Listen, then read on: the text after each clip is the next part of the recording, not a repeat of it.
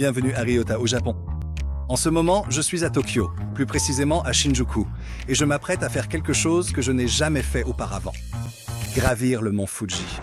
C'est exact. Après 50 ans à être un Japonais professionnel, le moment est venu. J'ai décidé de conquérir la plus grande montagne du Japon. Le mont Fuji accueille plus de 30 000 grimpeurs chaque année. Et aujourd'hui, j'ai pensé vous emmener avec moi dans cette aventure. Et il y a un proverbe à propos du mont Fuji. Le gravir une fois, c'est être sage.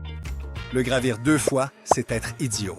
Mais comme je ne voulais pas inviter de Britanniques qui risqueraient de me ralentir, j'ai décidé que cette fois, je rejoindrai un circuit qui vous emmène directement au point de départ et vous fournit tout l'équipement nécessaire pour l'ascension. Et avec autant de personnes qui gravissent le mont Fuji chaque année, cela devient un vrai problème au Japon. Certains grimpeurs n'apportent pas le bon équipement, se perdent ou ne suivent pas les sentiers appropriés. En fait, rien que l'année dernière, 83 personnes ont dû être secourues sur la montagne. Alors, quelle meilleure façon d'éviter tous ces problèmes en rejoignant un groupe qui s'occupe de tout?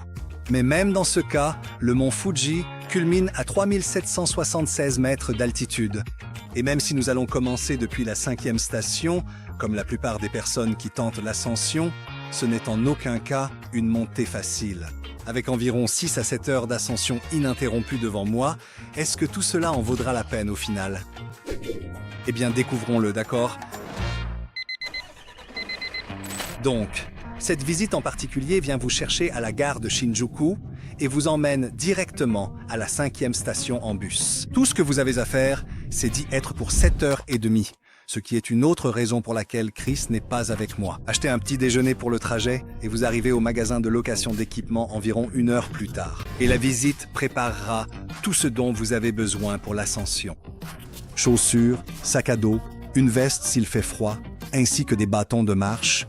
Il vous suffit d'apporter un t-shirt et un pantalon long. Et aujourd'hui, c'est le jour officiel d'ouverture de la saison d'escalade, ce qui signifie beaucoup de monde, beaucoup d'équipes de Californie désespérées d'obtenir leur interview avec John Sung de Californie.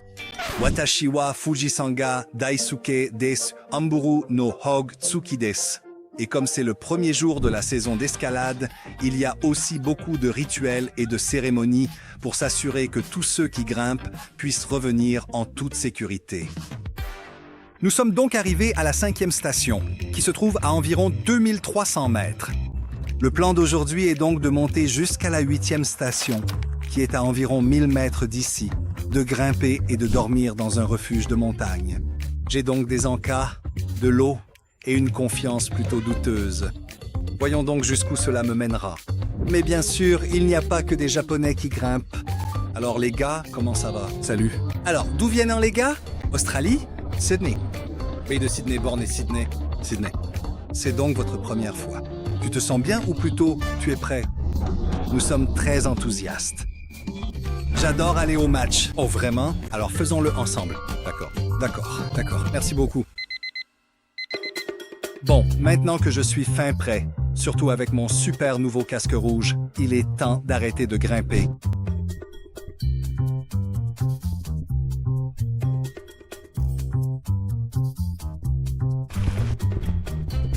Donc maintenant, je vais entrer dans le mont Fuji pour la première fois de ma vie. Alors là, je pense qu'ils vérifient mon bracelet. Vous savez, comme ils n'autorisent que ceux qui ont celui-ci à entrer. D'accord? Bon, d'accord. D'accord. C'est comme ça qu'ils disent. D'accord. Ça y est, je suis dedans. Voyons comment ça va se passer. Il faut environ 6 heures pour atteindre le poste de ravitaillement aujourd'hui. 6 heures. Je ne sais pas. Je ne sais pas si je peux le faire, mais je vais le faire. Donc, à partir d'ici, c'est la véritable ascension qui va commencer. 6 heures de montée, et je crois qu'il y a une pause toutes les demi-heures. Mais en fait, c'est bien pour moi, parce que je ne pense pas pouvoir marcher 6 heures d'affilée ou quoi que ce soit. Mais voyons comment ça va se passer.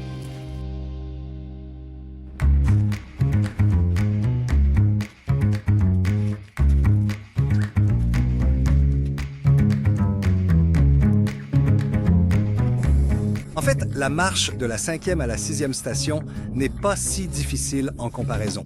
Ce qui caractérise les montagnes, c'est qu'elles ont tendance à devenir beaucoup plus difficiles à escalader au sommet. Pour l'instant, c'est plutôt facile. Nous voici donc à la 6e station. Je transpire déjà à grosses gouttes. Putain de... Hey! Donc ce 6e, c'est bien ça? Ensuite, nous monterons le 7e et le 8e, et au 8e se trouve le refuge de montagne où nous allons passer la nuit. Et puis demain matin, je me réveillerai vers 4 heures, je suppose. Et ensuite, nous allons attaquer le sommet. Je veux dire, je suis déjà épuisé. Je ne sais pas à quel point la pente sera raide là-bas. Voyons voir, voyons voir. Mont Fuji. Je vais triompher ici. Une seule station en service. Je commence déjà à le ressentir. Mais heureusement, les gens autour de moi semblent être de bonne humeur.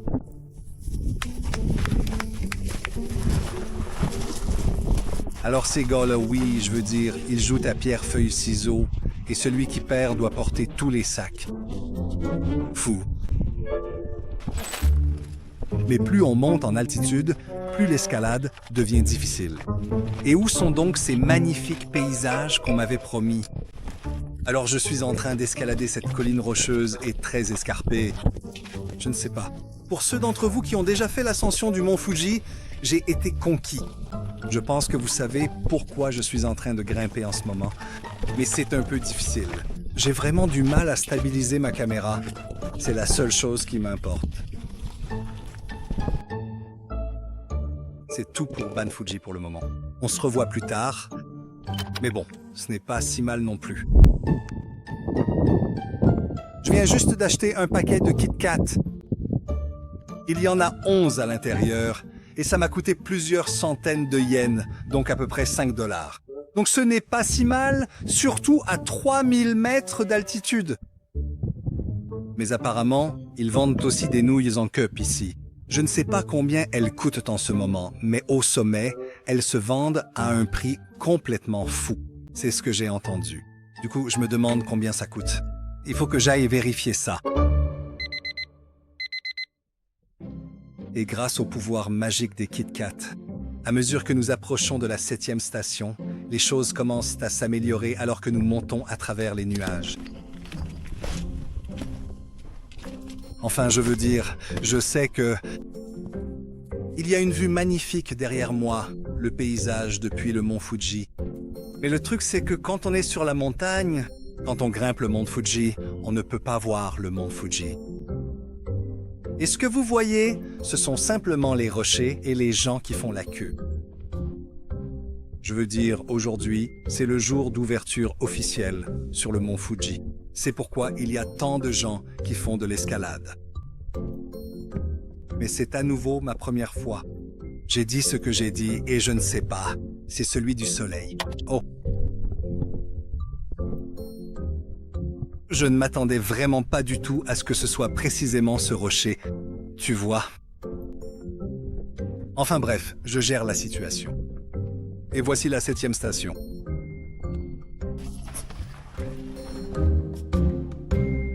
Au bout d'un moment, on arrête de penser à la difficulté de l'ascension et cela devient presque un réflexe de continuer à grimper. C'est peut-être en partie pour cette raison que des ascensions comme celle-ci sont souvent utilisées comme rituel shintoïste, une forme de méditation. Et le mont Fuji lui-même est censé être la demeure de la déesse Konohana Sakuya Hime, qui est aussi la déesse de tous les volcans. Il y a donc aussi un aspect spirituel à cette ascension. D'une certaine manière, nous lui rendons hommage en lui rendant visite au sommet. Alors s'il te plaît, mont Fuji, ne rentre pas en éruption pendant que je grimpe. Je t'offrirai un Kit Kat. Excusez-moi, est-ce que c'est notre refuge là-bas? Oh non, c'est la dernière station 7. Donc il nous reste encore à monter jusqu'à la 8. C'est pas possible. C'est encore à combien? 1h30 peut-être? Tu sais quoi? À chaque fois que je vois un bâtiment, c'est comme si... C'est le nôtre? Et puis quelqu'un a dit non. Ah, tu peux le voir. Oh mon Dieu, c'est vrai, tu le fais.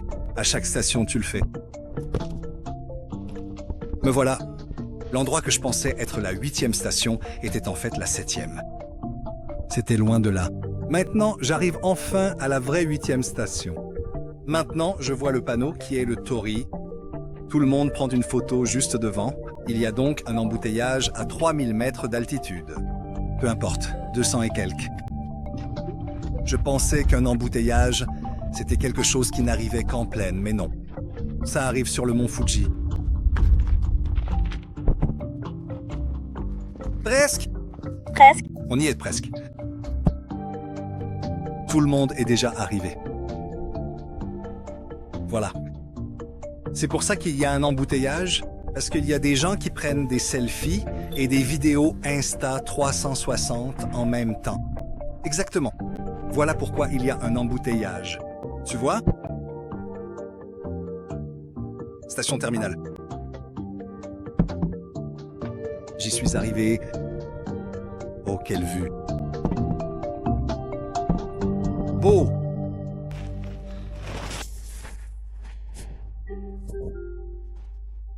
Mon Dieu, c'est beaucoup plus difficile que je ne le pensais. Je veux dire, ça a duré pendant 2 heures, sans s'arrêter. Cette station maintenue. Cela a continué pendant seulement 2 heures. 2 heures de pur bonheur. Et maintenant, enfin, je suis dans une vraie gare. Mais ce n'est pas là que nous allons rester. Il nous reste encore environ 1h30 de marche. 1h30 maintenant? Oui, 1h30 maintenant. Là-haut, juste là-haut, jusqu'au refuge de montagne. Je suis tellement affamé. Je n'ai mangé qu'un Kit Kat ces 2-3 dernières heures. Mais ce n'est pas suffisant. Il me faut quelque chose, donc. Mais bon, je vais faire de mon mieux et je te retrouve plus tard. Eh bien, juste au moment où nous approchions du refuge de montagne, le ciel s'est ouvert. Une averse soudaine et violente, sans avertissement, sans pitié. Oh, bonjour. Je suis dehors, je pense à mi-chemin entre la 8e et la 9e station. Mais il pleut depuis environ 1 heure. Voilà. Et je peux mélanger ton corps froid et tout ça, mais... Et au final, je veux juste dire que je suis vraiment affamé. Et ce soir, il semble qu'on va manger du curry japonais et un hamburger. Mais à part ça, j'ai besoin d'un cup noodle. Mais je dois d'abord vérifier le prix. N'est-ce pas? D'accord. Au moment où nous sommes arrivés au refuge, nous étions trempés, dégoulinant de la tête aux pieds. Mais à l'entrée, des gens nous attendaient, armés de souffleurs et de serviettes. Pas pour nous sécher, ni pour nous accueillir, mais pour nous purifier. Un par un, on nous soufflait doucement mais fermement de l'air dessus. On nous tapotait comme des artefacts sacrés, comme si nous entrions dans un sanctuaire. Êtes-vous bien purifiés? Comment s'est passée votre ascension? C'est une expérience superbe. C'est une expérience unique, je dirais. Très bien. Et la vôtre? Douloureux. Douloureux? Épuisant? Oui. Êtes-vous prêt à monter jusqu'au sommet demain? Oui. Oui, sûr. Ouais, d'accord.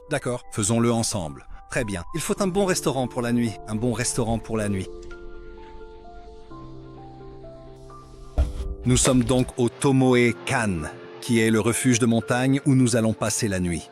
Et les refuges de montagne au Japon servent en fait des repas un peu spéciaux. Et ce Tomoe-kan sert en fait un hamburger sur du riz ainsi qu'un curry spécial. Regardez ça. Voici donc mon dîner de ce soir. Et si ça ne suffit pas, alors je pense que je vais essayer les nouilles. Et je viens de voir le prix, c'était environ 700 yens. Et je ne sais pas si vous le savez parce que c'est là-bas, c'est genre, vous savez, 200 yens. Parfois même jusqu'à 150 yens. 700. Je ne sais pas si ça vaut le coup, mais si j'ai faim, je pense que je vais le faire. Après un tel effort, avec 6 heures d'escalade, tout ce que tu manges est bon. Même ce riz blanc.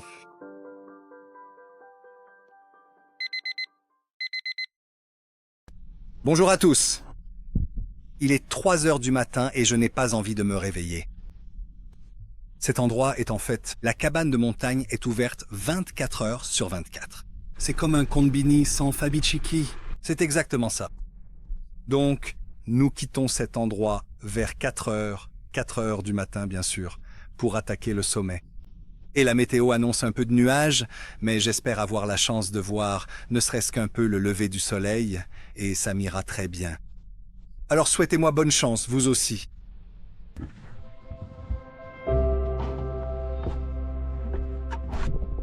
Il est donc 4 heures du matin et nous sommes sur le point de tenter l'ascension du sommet du mont Fuji. Je suis tellement excité. Les gens sont enthousiastes. On est tous, vous savez, unis par le cœur pour atteindre notre objectif. Très bien, alors à plus tard. Au moment où nous avons commencé à grimper, vers 4h30, le ciel avait déjà commencé à s'éclaircir. Une douce lueur bleuâtre s'élevait derrière la crête. Grimper dans cette demi-lumière, en silence, entouré de dizaines d'autres personnes avançant régulièrement vers le haut, avait quelque chose d'irréel. Je ne voyais pas encore le sommet, mais le chemin devant moi était clair, illuminé par la douce lueur du ciel du matin. Regardez cette vue à couper le souffle derrière moi. L'air est encore rare. On ne peut pas du tout respirer normalement. Mais avec ce paysage, je peux supporter ça. Je pense... Depuis. Et aujourd'hui, c'est le jour officiel d'ouverture du mont Fuji. Et c'est ce matin même, le tout premier lever de soleil. On voit vraiment cette foule de gens qui descendent. Et ce sont ceux-là qui sont vraiment montés pour voir le premier lever de soleil, comme tôt ce matin, alors que nous étions parmi les derniers. Nous avons en fait pu voir un petit bout du lever de soleil. C'était vraiment agréable. Mais regardez toutes ces personnes qui descendent. C'est assez incroyable de voir autant de monde comme ça. Et c'est à une telle altitude. C'est les 100 derniers mètres du sentier qui mènent vers le mont Fuji. Je ressens la fatigue dans mes jambes et chaque pas me demande un effort supplémentaire. J'arrive à peine à parler à cause de la difficulté de la montée et de l'essoufflement provoqué par l'altitude. Le sentier a été tellement rocailleux que... Et aussi qu'il y a... D'une certaine façon, il y a un embouteillage à 3800 mètres d'altitude, ce qui est assez incroyable. Et puis, vous savez, mon souffle. Écoutez-moi, j'arrive à peine à parler. C'est le cochon, c'est le sommet, c'est le sommet, c'est le sommet. Oui, c'est le sommet. Merci beaucoup à tous pour vos contributions. Merci. Le sommet du mont Fuji. Voici la vue depuis le mont Fuji. Blanc. Mais vous savez, on a vraiment eu de la chance que sur le chemin, on ait pu voir le lever du soleil. C'était vraiment une chance. Et vous savez, au moins, on a vraiment réussi à atteindre le sommet du mont Fuji. Même si tout ce que je vois, c'est du brouillard. Et évidemment, c'était fatigant, épuisant, on a transpiré et tout ça. Mais je veux dire, c'est une expérience unique dans une vie. Je veux dire, l'un des participants a dit que c'était vraiment une fois dans une vie. C'est la première fois que je le faisais et je pense que ça en valait la peine et j'ai vraiment apprécié. Ouais, donc peut-être. Je ne sais pas si je le referai une deuxième fois, mais on voulait voir le lever du soleil ici, au sommet. Comment c'était? C'était bien. C'était vraiment amusant avec la bière. Bien sûr, chaque seconde en valait la peine. On a besoin de plus d'air ici. Ça n'arriverait pas, Nouvelle-Zélande. Il faut aller en Nouvelle-Zélande. Nouvelle-Zélande à faire une fois dans sa vie, voilà. Comment était-ce? La meilleure bière de tous les temps. Comment c'était? À faire absolument, mais très épuisant. Eh bien. Merci beaucoup. Donc, je pense que tout le monde a probablement apprécié. Alors, pour ceux qui seraient intéressés, le mont Fuji ne sera même pas à portée de main. Ouais, pourquoi le ferais-tu? À couper le souffle. Voilà ce que c'est, d'accord. À couper le souffle, d'accord. Alors, merci à tous. Merci. Après des heures d'ascension, j'avais atteint le point le plus élevé du Japon et je pouvais à peine voir mes propres pieds. Donc non, je n'ai pas eu la vue classique du sommet, mais j'ai eu le lever du soleil. Et en montagne, c'est tout ce qu'on peut vraiment espérer. Et puis, gravir le mont Fuji, ce n'est pas ce que l'on voit au sommet qui compte. C'est le défi, le voyage et les jambes endolories dont vous parlerez pendant les prochains jours. Voilà, c'est tout pour la vidéo. Qu'en pensez-vous? Mais je ne le referai pas avant une autre décennie, cependant. Mais ça en valait vraiment la peine. C'était vraiment une expérience unique dans une vie que vous devriez absolument essayer. Surtout le circuit auquel j'ai participé. Ça s'appelle Wonder Japan Tour et il y a un truc qui s'appelle le Gear Package, qui comprenait ce casque, un sac à dos, des chaussures, un imperméable et tout ça. Donc, si vous êtes intéressé par le circuit, veuillez consulter la boîte de description ci-dessous pour plus de détails. Je dois retourner à Sendai. Je dois me dépêcher. On se retrouve dans la prochaine vidéo. J'y suis enfin arrivé, après tout ce chemin parcouru. Je suis arrivé à la 5e station, là où un bus va venir me chercher pour me ramener tranquillement à Tokyo. Oh là là, quelle aventure! C'est fait, c'est accompli, je l'ai vraiment fait.